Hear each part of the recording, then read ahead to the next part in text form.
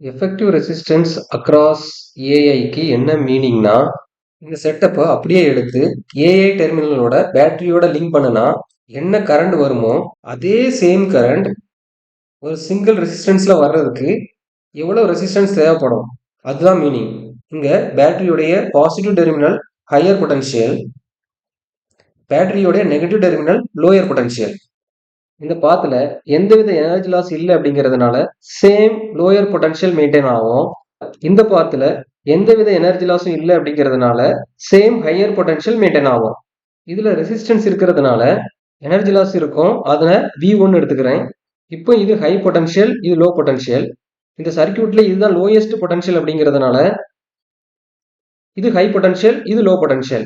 இந்த same structure மேலேயும் இருக்கிறதுனால இதோடைய பொட்டன்ஷியலும் ஈக்குவல். இந்த ரெண்டு பொட்டன்ஷியலும் ஈக்குவலா இருக்கிறதுனால இந்த பாத்துல எந்தவித எனர்ஜி லாஸும் இருக்காது. அதனால இது V1 சேம் பொட்டன்ஷியல். இந்த பாத்துல ரெசிஸ்டன்ஸ் இருந்தும் சேம் பொட்டன்ஷியல் மெயின்டைன் ஆகிறதுனால இந்த பாத்துல கரண்ட் ஃப்ளோ இருக்காது. இங்க கரண்ட் ஃப்ளோ டயக்ராம டீட்டெயிலா வரைஞ்சிருக்கேன். இந்த செட்டப் சிமெட்ரிக்கா இருக்கிறதுனால வர்ற கரண்ட்ல பாதி கரண்ட் இங்க போகும், பாதி கரண்ட் கீழே போகும். அதே போல இந்த பிரான்ச்ல பாதி கரண்ட் இங்க வரும், பாதி கரண்ட் இங்க போகும்.